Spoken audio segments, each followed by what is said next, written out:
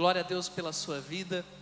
Às quartas-feiras temos recebido dessa mensagem de fé para avançar. Quem estava aqui quarta-feira passada, dá um glória a Deus aí. Isso. Se você não estava com a gente na quarta passada, só para trazer a memória, nós falamos sobre um tema dizendo ainda não acabou, falando sobre Lucas 24, o momento e o dia da ressurreição de Jesus. E hoje eu gostaria de dar continuidade, não usando o texto de Lucas, mas usando um texto de Marcos, que também fala sobre esse dia, também fala sobre os acontecimentos desse dia da ressurreição. E eu acredito que existem algumas verdades sobre as nossas vidas que vai nos fazer avançar, amém? Elas vão nos fazer avançar. Você tem fé para avançar, Deus te deu fé para avançar. E se quem sabe você entra aqui esta noite se achando desqualificado na fé, deixa eu dizer algo. Tomé também se sentia assim. Ele não participou da primeira reunião da ressurreição de Jesus, pelo contrário, ele não estava lá. E quando os discípulos contaram para ele, ele disse: olha, só se eu ver ele, se eu tocar nas suas feridas. E a Bíblia vai dizer que 8 dias depois eles estão reunidos no mesmo lugar novamente. E naquele lugar Jesus está. Ele aparece e ele mostra ali os seus sinais para Tomé, e Tomé declara que ele é Deus. E ele faz uma declaração. Jesus fala algo sobre mim, sobre você. Ele diz: porque você me viu, você creu? Bem-aventurados, felizes são os que não me viram, mas creram no meu nome. Ele estava falando de mim, de você. Ele estava falando de mim, de você, que não estávamos lá 2000 anos atrás, que não estávamos lá, que não o vimos ressurreto fisicamente, mas que pelo seu Espírito, que foi a promessa que Ele deixou para mim e para você, nós temos a revelação. E toda vez que o nome de Jesus é pregado, o nosso coração se enche de fé. É isso que está lá em Romanos 10:17, que a fé vem pelo ouvir e ouvir a mensagem de Cristo. E se você está neste lugar, é porque você decidiu se mover pela fé, você decidiu ouvir a mensagem de Deus. E eu quero declarar em nome de Jesus. O escritor de Hebreus diz que aquele que se aproxima de Deus, crê que Ele existe e é galardoador daqueles que o buscam. Galardão é recompensa, galardão Jesus é o próprio atrativo. Ele nos atrai. Foi Jesus que entrou neste lugar. Eu disse semana passada isso, quero dizer de novo. Eles estavam de portas trancadas, com dúvida, eles estavam com medo, mas nem o medo deles, nem a dúvida deles, nem as portas trancadas impediram o Salvador de entrar naquele lugar. Nem os teus medos, nem as suas dúvidas, nem as portas que se fecharam sobre a sua vida impede de o Salvador se aproximar de você e caminhar com você e se revelar para você. E à medida que Ele se revela, Ele é um Deus tão bom, tão gracioso, tão poderoso, que nós recebemos a dupla bênção. Ele nos atrai para Ele, nós nos aproximamos com fé, e Ele é galardoador daqueles que o buscam. Ou seja, além de você ser abençoado e atraído por Ele, quando você responde a essa graça, você recebe abundante favor sobre a tua vida. E eu quero declarar sobre a tua vida, essa noite Deus tem um abundante favor sobre você. Não importa a condição que você veio, você já recebe dele fé para receber da recompensa do céu. Dá um glória a Deus por isso. Eu quero compartilhar algo com você, porque essa noite nós vamos te ungir com óleo. Todas as pessoas neste lugar, nós vamos ungir com óleo, que é o símbolo do Espírito, que é o símbolo da promessa, que simboliza uma verdade de Deus. Essa noite Deus vai te curar dos teus maiores traumas. Essa noite Deus vai te capacitar para os teus maiores desafios. Essa noite Deus vai te ungir com um espírito de sabedoria, assim como Ele ungiu Salomão. Eu sei que tem pessoas que creem. Amém? Pode dizer. A Bíblia diz que em Deus em Cristo nós temos o sim para as nossas promessas, e por meio dele nós dizemos o amém. Então se você quiser dizer amém, pode dizer amém aí e concordar com as verdades de Deus, com o sim que Jesus já declarou sobre a sua vida. Eu quero compartilhar algo com você. Está no livro de Marcos, capítulo de número 16. Marcos capítulo 16 é um dos textos que fala sobre esse momento em particular. em que os discípulos estão reunidos, Jesus aparece para eles. E Jesus declara algumas coisas, Jesus revela algumas coisas neste domingo, que é o domingo da ressurreição. E eu creio que a partir daquele domingo, todos os nossos dias são domingos. Todos os nossos dias nós podemos viver as verdades daquele domingo. Pode ser segunda, terça, quarta. Nós temos por hábito na nossa igreja, no Brasil, de se reunir aos domingos, quartas, sextas. Algumas igrejas no mundo se reúnem apenas domingo, outros sábados. Mas a grande verdade é que todos os dias agora são domingo. Porque todos os dias eu posso me relacionar com Deus que está vivo. Eu posso me relacionar com o Salvador. E a palavra de Deus vai dizer lá em Marcos 16, o verso é do 9 ao 20, nós vamos ler alguns versículos, diz assim, versão NVI. Quando Jesus ressuscitou, na madrugada do primeiro dia da semana, apareceu primeiramente a Maria Madalena, de quem havia expulsado 7 demônios. Ela foi e contou aos que com ele tinham estado, e eles estavam lamentando e chorando. E quando ouviram que Jesus estava vivo e fora visto por ela, não creram. Depois, Jesus apareceu noutra forma a 2 deles, estando eles a caminho do campo. Eles voltaram e relataram isso aos outros, mas também nestes eles não creram. Mais tarde, Jesus apareceu aos 11, enquanto eles comiam, e censurou-lhes a incredulidade e a dureza de coração. Veja, Jesus aparece primeiro para Maria, depois ele aparece para os discípulos de Emaús. E tudo isso foi contado aos 11, tudo isso foi contado aos discípulos. Eles não creram, e depois não creram de novo. E aí Jesus aparece, e Jesus os censura, os critica, os corrige, os exorta. Às vezes a gente acha que Jesus não vai puxar nossa orelha, mas olha que puxão de orelha maravilhoso. Ele está dizendo o seguinte: creiam, acredite. Toda vez que Deus vem nos corrigir, Ele vem nos corrigir para que a gente creia nos planos e nas promessas que Ele tem para as nossas vidas. Toda vez que Ele vem para nos corrigir, Ele vem em primeiro lugar para nos fazer alinhar com os planos que Deus tem para as nossas vidas. O que gera os frutos de toda mudança em nós é um relacionamento pessoal com a presença de Jesus e com o Espírito Santo. Em Gálatas 5 fala sobre os frutos do Espírito, ou fruto do Espírito, que são vários, e todos eles são frutos, que é resultado de um relacionamento com a presença de Deus, com a sua nutrição, com a sua seiva, com o seu Espírito. Amém? Que coisa mais linda. Jesus corrige, mas a correção é dizer: ei, creiam. Deixa eu dizer algo para você. Deixa eu te dar uma bronca gospel ou santa. Começa a crer, creia mais, começa a acreditar, começa a olhar para Jesus, começa a olhar para a sua obra, começa a olhar para os testemunhos que pessoas já têm contado, pessoas que já têm declarado. Quando Deus coloca ao teu redor pessoas que passaram e que estão testemunhando coisas, não é para que você se entristeça que elas estão vivendo e você não, é para que você olhe e entenda que o Deus Salvador está vivo, Ele é real, e Ele continua operando na vida das pessoas, e Ele vai operar na sua poderosamente, e os resultados virão. Diga para a pessoa que está ao seu lado: creia. Aleluia. E Jesus faz uma declaração para eles. Ele diz: vão pelo mundo todo e pregam o evangelho a todas as pessoas. Quem crer e for batizado será salvo, mas quem não crer será condenado. E estes sinais acompanharão os que crerem. Em meu nome, diga: em meu nome. É no nome de Jesus, é pelo nome de Jesus. Veja, Jesus diz: pregam o evangelho a toda criatura. E Ele diz: o que crê e o que não crê. Como é poderoso entender isso. Pastor Felipe, Deus não nos qualifica e não nos desqualifica. O amor de Deus é sobre todas as pessoas. Deus ama você. Eu vou dizer de novo: Deus ama você. Deus ama a sua casa. Deus ama a sua família. Deus ama a sua vida. Deus ama os seus inimigos.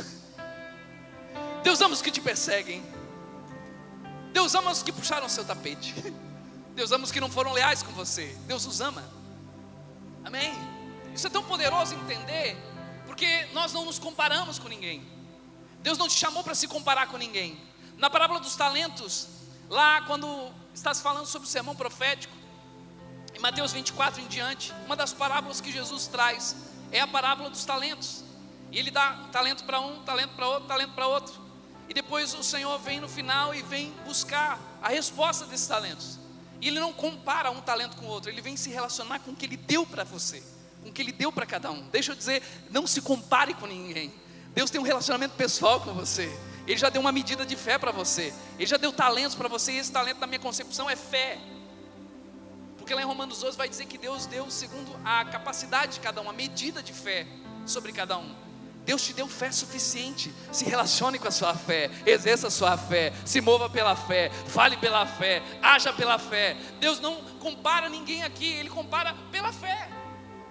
Não é pela conta bancária, não é pela altura, não é pela roupa que veste, não é pela cor do cabelo, não é pelo estilo de vida, é exatamente pela fé. Os que creem e os que não creem.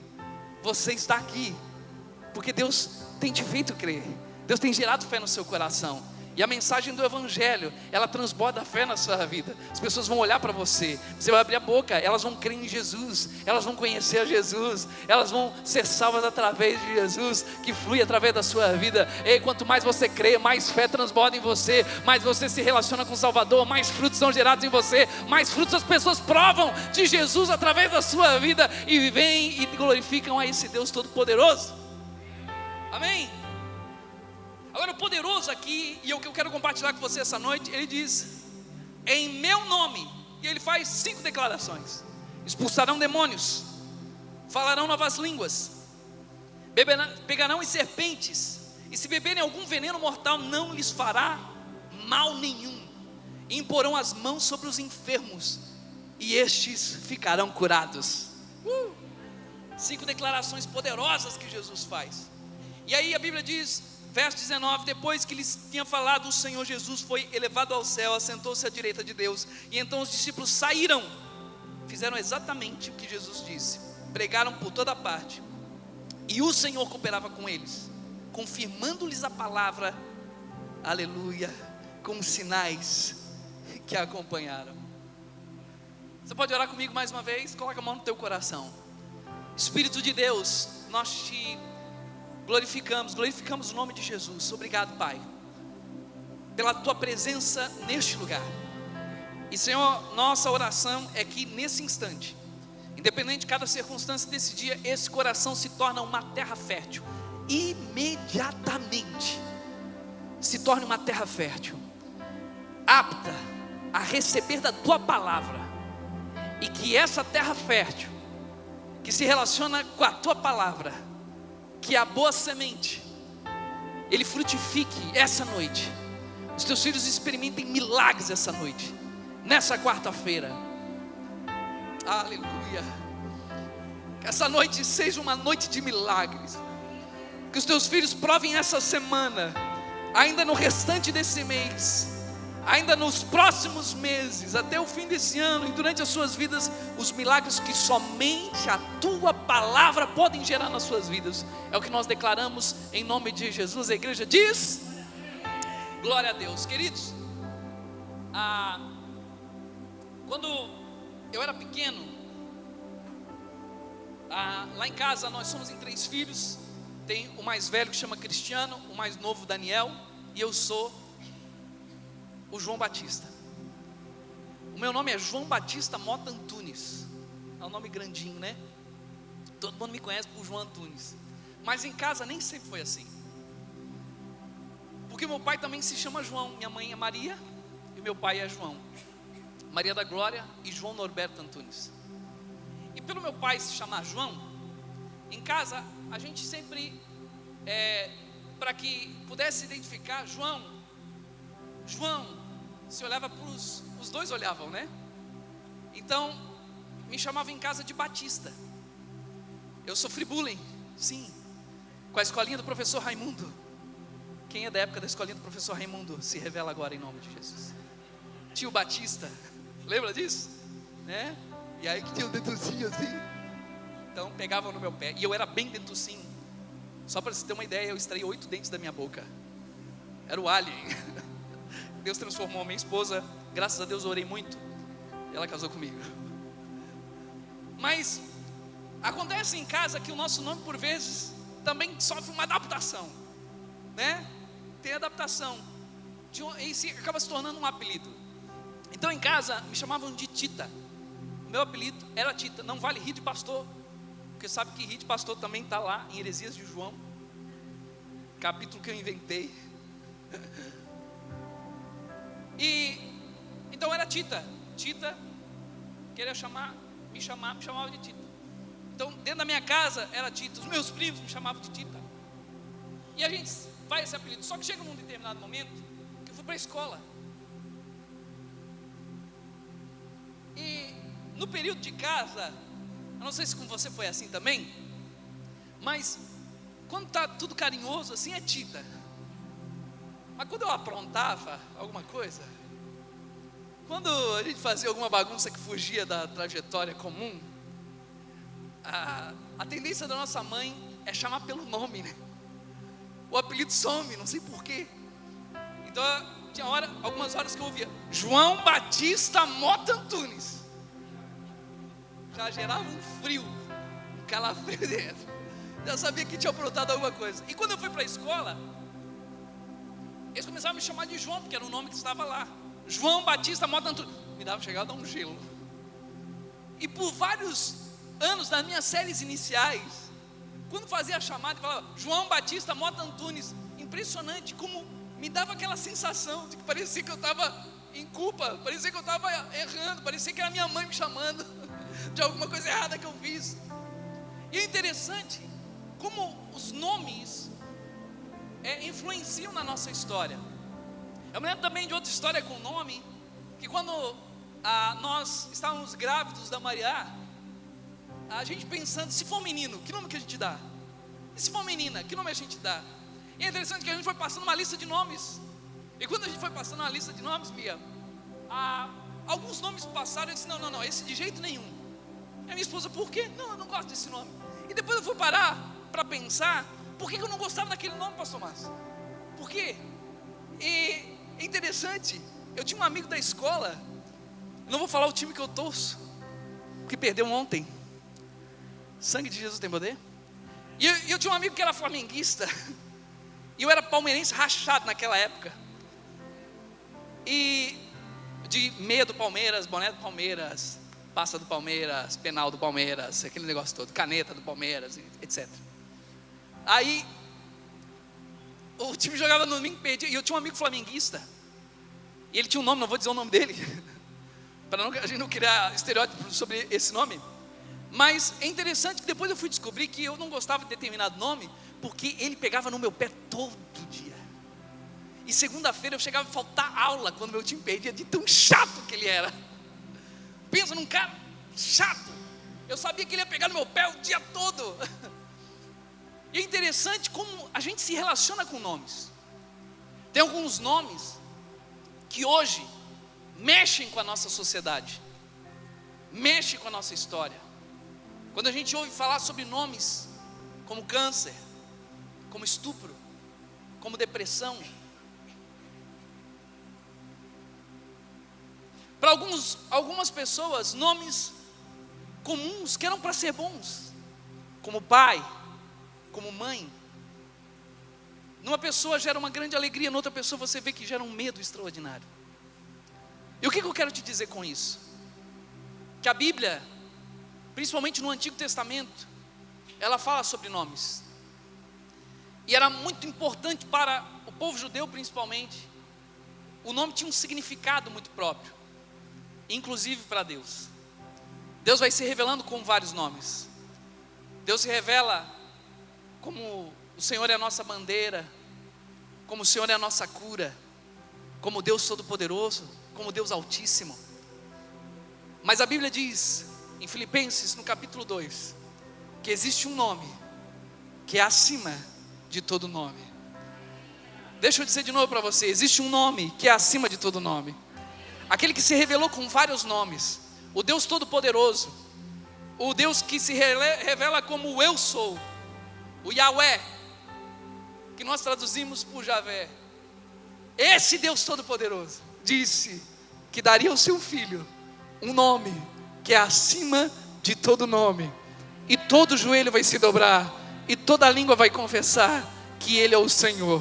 E eu quero declarar essa noite, o tema da mensagem é simples, mas é poderoso demais: o poderoso nome de Jesus. Jesus é um nome poderoso. Jesus é um nome que é acima da enfermidade. Jesus é um nome que é acima da depressão. Jesus é um nome que é acima do câncer. Jesus é um nome que é acima da falência. Jesus é um nome que é acima do divórcio. Jesus é um nome que é acima de ser mãe solteira. Jesus é um nome que é acima de todo nome. E a Bíblia diz que todo joelho se dobrará e toda língua confessará, no céu, na terra e debaixo da terra. Ou seja, não há região que não encontre com o nome de Jesus e tenha que se prostrar diante dele. E eu quero declarar sobre você essa noite: você vai avançar, porque você tem um relacionamento com Deus, e esse Deus se chama Jesus Cristo de Nazaré. Você tem um relacionamento com Ele, e você tem um relacionamento com o seu nome. Diga assim: o poderoso nome de Jesus é com você. Olha para alguém e diga: Jesus é com você. Posso ouvir um glória a Deus dessa igreja? E é isso que Jesus diz. Ele não diz no nome do pastor João. Vamos por todo mundo no nome da palavra viva. Vamos por todo nome no nome do bispo Flori. Por mais que a gente vai ver na Bíblia sempre um ambiente de honra, sempre um ambiente de valorizar. Paulo diz lá em Filipenses 4: no demais, irmãos, tudo que vistes, ouvistes, aprendeste, recebeste de mim. Paulo está falando dele. Isso praticar e o Deus de paz vai estar com vocês. Sim, Deus levanta homens, mulheres, referências, mas Jesus quer que você tenha um relacionamento pessoal com Ele. Jesus quer que o nome dEle seja um nome que não sai da tua mente, não sai dos teus lábios, não saia do teu coração. O nome Jesus vem de Yeshua, que significa o Senhor é a nossa salvação. Eu já disse isso várias vezes, mas eu gosto de dizer de novo, porque é uma grande verdade. Yeshua, Jesus, significa e revela quem Ele é, Senhor, e o que Ele faz, salva. Então Jesus está com você. Quando você tem revelação do nome de Jesus, você não se relaciona com alguém que te condena, porque Ele veio para te salvar e não para te condenar. Você está aqui comigo? E eu quero te falar algumas coisas que Jesus declara aqui. 5, na verdade. E eu vou tentar declarar sobre você mesmo, para que a gente possa ter um tempo de oração aqui. Amém? Você está comigo? Olha para alguém e diga assim: o nome de Jesus é sobre todo nome. Confia nele, descansa nele. Ele vai fazer essa noite sobre você. Ele é teu Senhor e Ele está para te salvar. Amém? Ele diz: em meu nome, em meu nome, tudo que eu preciso é o meu relacionamento com Ele e conhecer quem Ele é. Ele diz: em meu nome. Ele diz 5 coisas, e eu acredito que são reais e vivas para a igreja de hoje. Você vai avançar através do nome de Jesus. Deixa eu dizer de novo: você vai avançar através do nome de Jesus. 5 coisas que ele declara. Ele diz: em meu nome expulsarão demônios.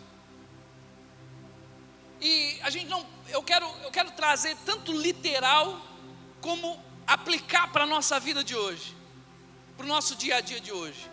Quem sabe a gente por vezes não vê muita manifestação demoníaca hoje.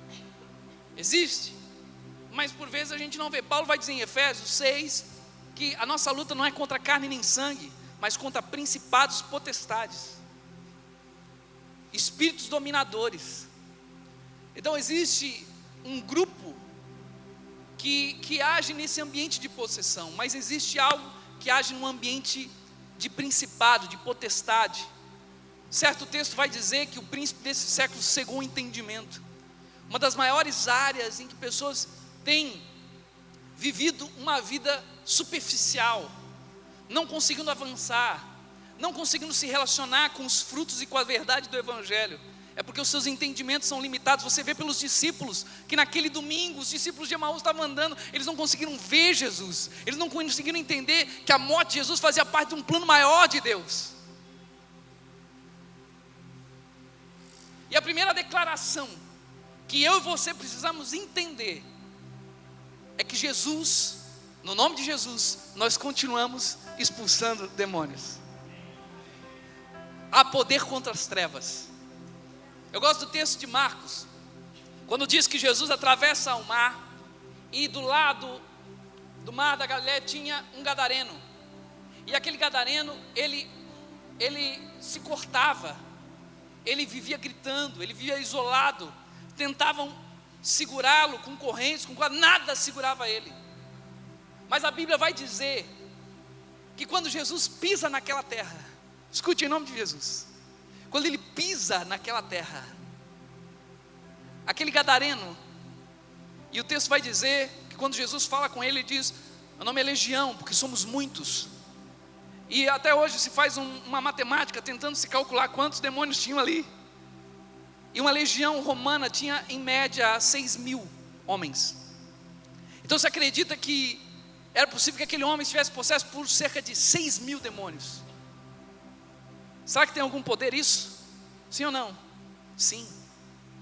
Mas quando Jesus pisa naquela terra, aquele gadareno vem correndo, e tinha os criadores de porcos lá, e eu fico imaginando eles olhando, aquele gadareno correndo e dizendo: Jesus vai apanhar. Agora deu para esse cara aí. O que ele pensa que é? Vai tomar, desculpa a expressão, mas ele tem uma expressão que vai tomar um pau. E sabe o que acontece? Com toda a fúria que aquele homem vem, com toda a raiva que aquele homem vem, com toda a possessão que aquele homem vem, com toda a força que aquele homem vem, que quebrava correntes, quando ele chega diante de Jesus, ele se prostra em terra. E a palavra no grego simboliza que ele se prostrou, e é como colocar a cabeça aos pés de Jesus. Ele se prostrou totalmente diante do seu Salvador, do seu Redentor. E o texto de Marcos vai dizer assim, eu quero ler para você.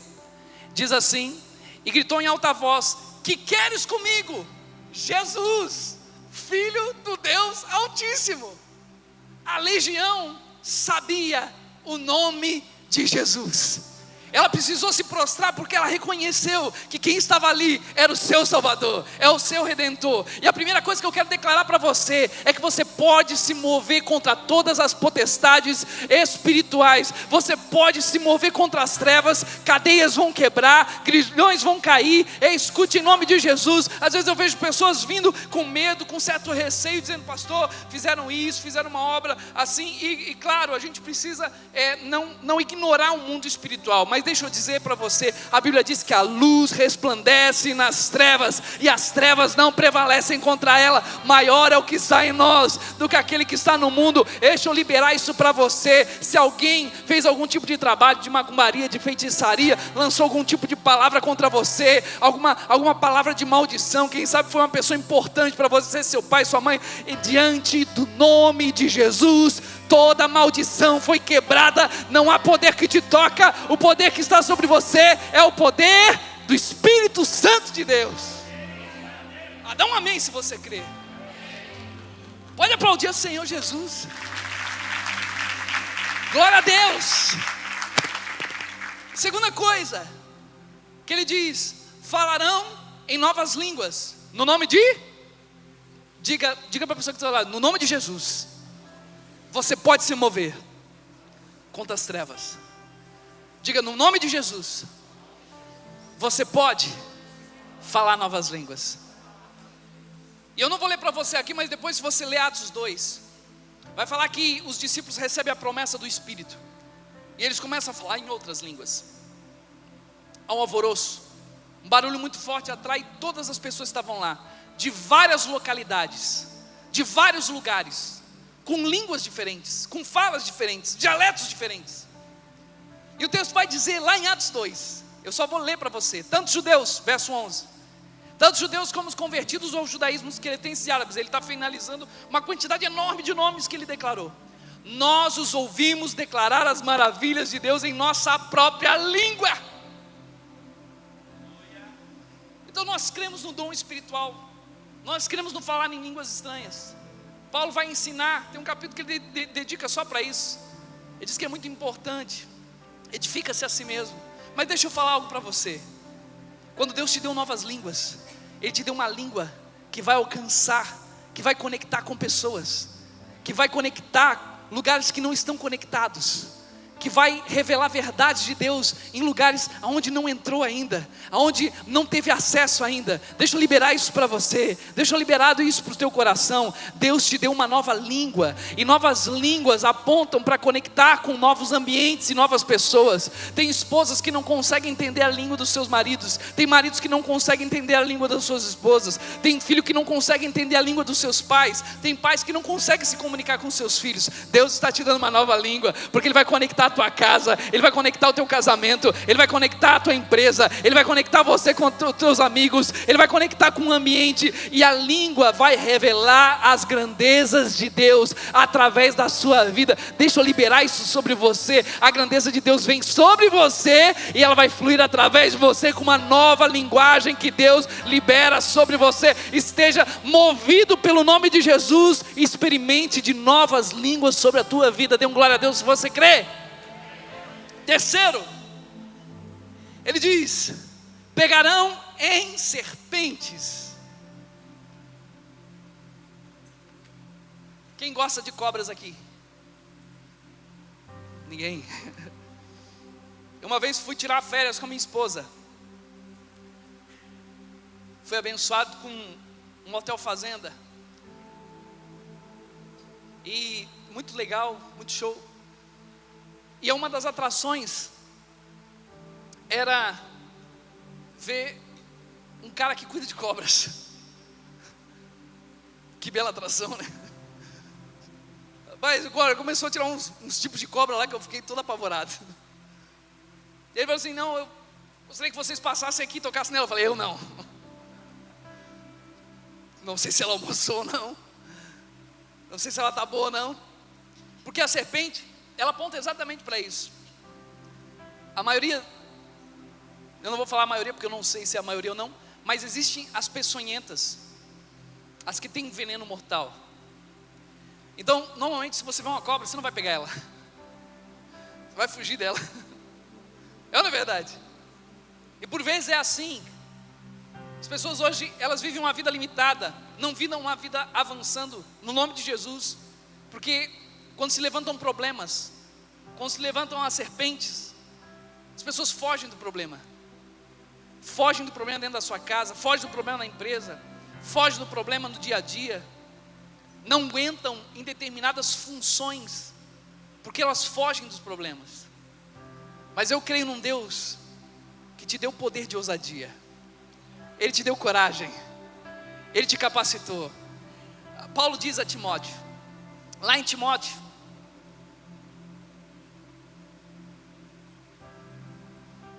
ele declara que Deus deu poder, Deus não lhe deu o espírito de medo. Aleluia. É importante eu e você sabermos disso, que sobre nós não está o espírito de medo, mas está o espírito de ousadia. Deixa eu liberar sobre você.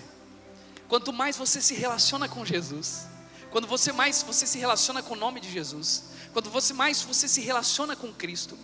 Há um outro texto em Atos capítulo 4, que diz que depois que os discípulos levantaram o paralítico, eles foram presos, e foram julgados, foram colocados, e no outro dia, o Sinédrio se reuniu, que era o ambiente que julgava eles, e eles começaram a discutir, a falar com eles, a questionar eles, começaram a fazer perguntas para eles. E sabe o que diz a palavra? Diz que, olhando para Pedro e João, vendo que eles eram indoutos, ou seja, sem conhecimento, eles eram, não que pescadores sem conhecimento, mas eles não tinham ali, não eram extremamente letrados, não eram as pessoas talvez mais preparadas para estar aqui num ambiente de debate público. Vendo que eles estavam assim, mas viram neles ousadia, e reconheceram que eles haviam estado com Jesus. Preste atenção, por causa da maneira deles falarem, por causa da maneira deles agirem, por causa da resposta que eles deram, eles disseram: olha, eles podem não ter as maiores qualificações, mas uma coisa a gente precisa reconhecer: eles andaram com Jesus. Quando você se relaciona com o nome de Jesus, Deus te dá ousadia. Deus te dá ousadia. Quer aumentar a tua capacidade de ousadia? Aumente o seu tempo de relacionamento com o nome de Jesus. Aumente o seu tempo na presença dEle. Aumente o seu tempo de conhecer o que Ele já fez por você e quem você é nele. E uma ousadia sobrenatural virá sobre você. Você vai avançar em nome de Jesus.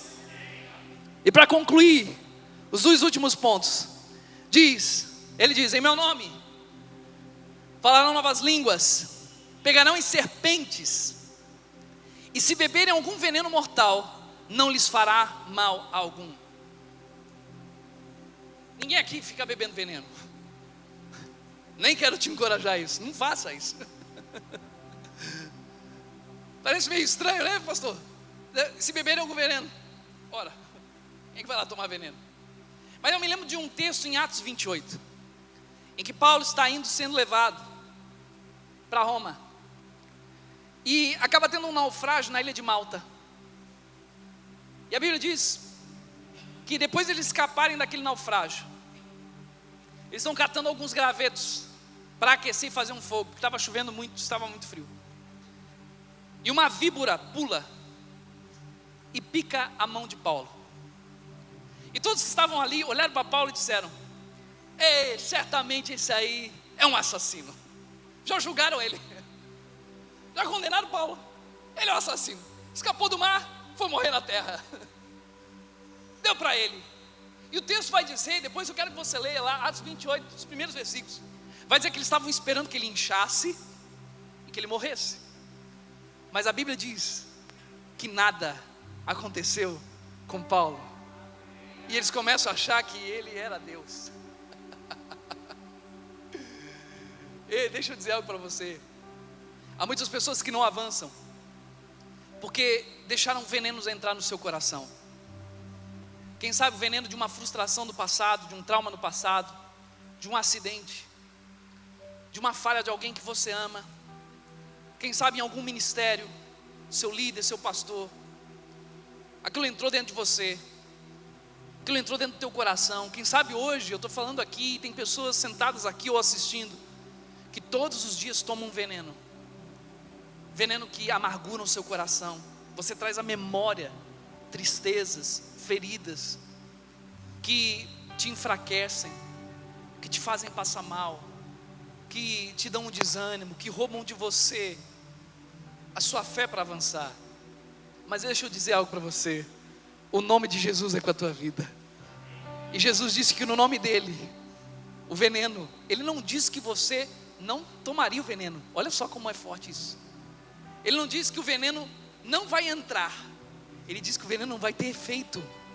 Você está comigo aqui? Você consegue compreender isso? Ele significa que na vida nós passamos por frustrações, que na vida pessoas vão nos decepcionar, que na vida erros, quem sabe, nós mesmos vamos cometer. Mas a Bíblia diz que no nome de Jesus, o veneno não tem efeito, o veneno não tem poder, o veneno não tem ação. Eu quero liberar isso sobre você.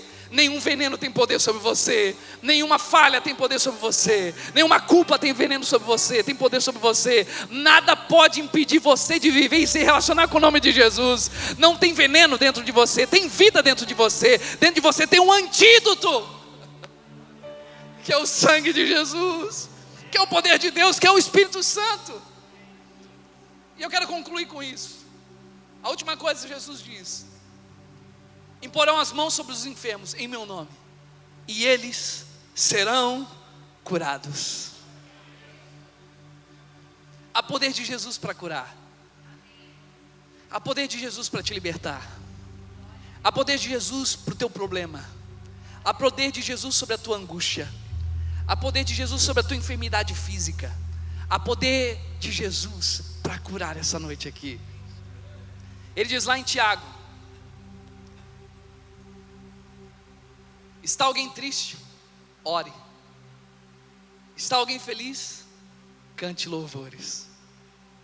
Está alguém doente?